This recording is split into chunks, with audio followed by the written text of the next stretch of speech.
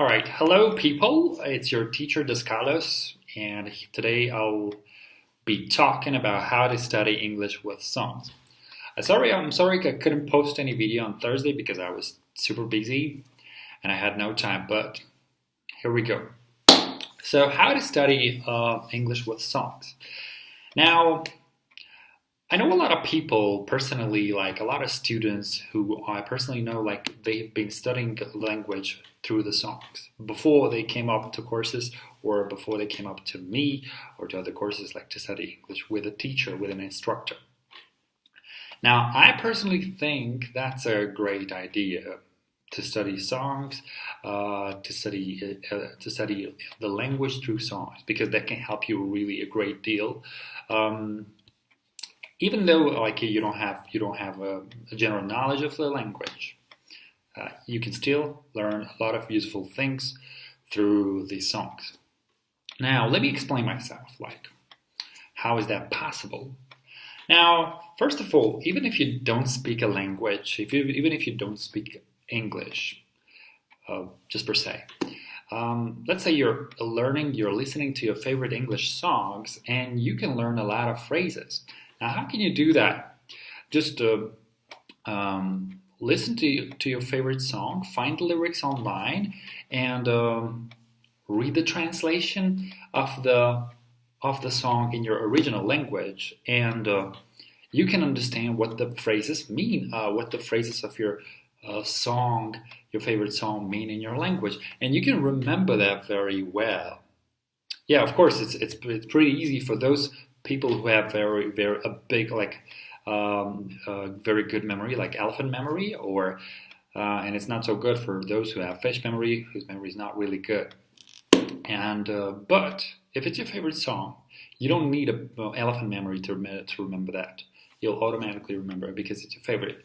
And when you sing along to the song, singing along is really important because it develops your pronunciation, your correct pronunciation of the words and the phrases in the language that you're singing.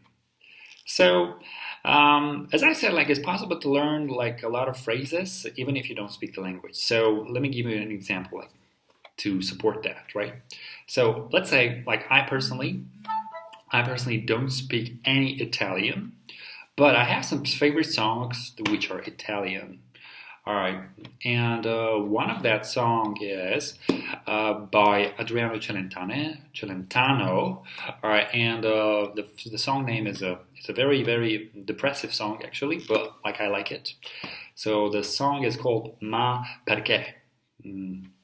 So he you don't have to be Italian to understand the song because you can translate it in your original language, like your mother tongue. I mean, and you can understand a lot of words, and you can understand that he's talking about a lady.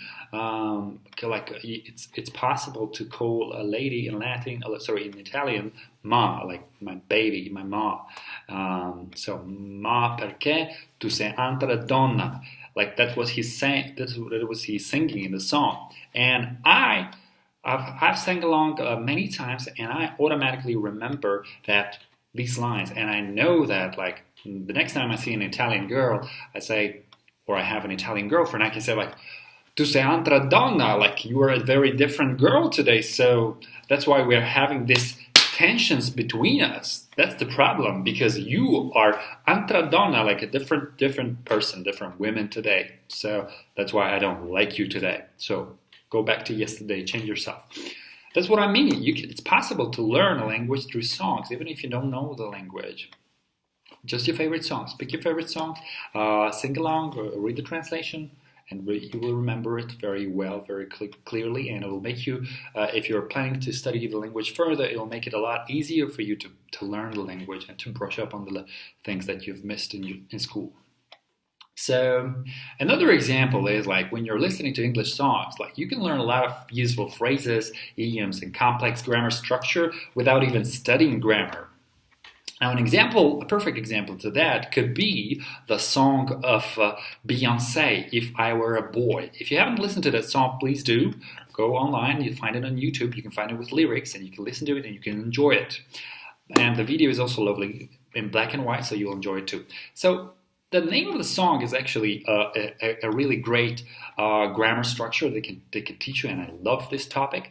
The conditionals, but like we're not going to talk about it. We're just going to learn it in the context. So, like the name of the song is "If I Were a Boy." If I were a boy. Now, the chorus of the song, throughout the song, like the Beyonce is singing like, if I were a boy, if I were a boy, I would do this, I would do that, I would do many things, and I would be a better boy than you, you guys. All right, so that's what it can teach you. It can that's what I'm saying, like about complex grammar structure. You can easily learn the conditional, the grammar structure, without studying the grammar, just by translating it and understanding it in your mother tongue. That we speak like this, like if I were a boy, for like unreal situations, like me, you, like when we swap roles. So that's a good way to learn complex grammar structures. Now, again, for the same song, and what can you learn? What else can you learn from this song? Is like complex phrases, collocations, right? There is another line in the song. I'm not too sure in which verse exactly, but like she's singing like, "'Cause you've taken me for granted." Now, what does it mean to take somebody for granted? It means like you don't care about the person. You if the person is in your life, like you don't really appreciate the person. You don't really appreciate the things that this person is doing it for you, and you think like, oh, it must be like this. It must be so. Like he's there, or she's there, and it just it just has to be that way. She is doing these things. Yeah, they're great, but like she has to do it, or he has to do it for me. So like if you're thinking so, it means like you're taking somebody for granted, or you're taking some things for granted.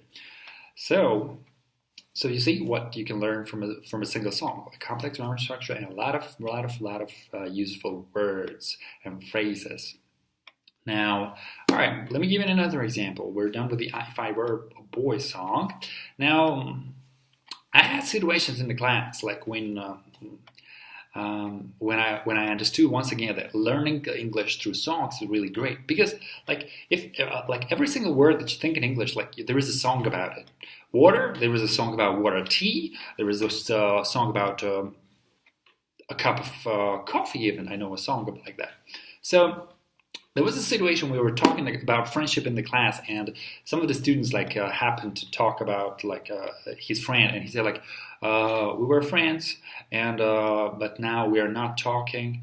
And I said like, oh, you don't talk anymore? And he went like, oh, we don't talk anymore. We don't talk anymore. Like he started to Selena Gomez on me and Charlie Puth on me, if I'm not mistaken. Yeah, that's a song by Selena Gomez and Charlie Puth. Like we don't talk anymore, like we used to do. So that's another grammar structure, like we used to do, like we did before, but now we don't. So that's a great song. We don't talk anymore. And children, kids, teenagers, and like all of the adults, they like automatically remember the song, and they can sing it. It makes it very easy for them to learn English, and they can speak it out in their everyday conversation or in their lessons and classes. Like we don't talk anymore. And all right. That's basically it. All right, what else do I want to say? Singing along is really important. All right, so we said that, we mentioned that. So what else? That's basically it, actually. Like there's nothing else to say. We talked about idioms. We talked about phrases. You can learn a lot of phrases. You can learn a lot of complex grammar structure. There's one more thing you can learn about from the songs is that idioms. You can learn and a lot of useful idioms. For example, I know a song by Eken like "You are the apple of my eye." You are the apple of my eye, and we say that like to a person who's really important in our life, and we really care about this person, like the apple of our eyes, because that's really precious. All right, that's basically it for today. I wish you to have a great weekend. Enjoy your Saturdays, because it's Saturday and we're going to get down on Saturday. Now, what does get down mean? Write in your comments below if you know the phrasal verb get down. All right. Cheers. Enjoy your weekend.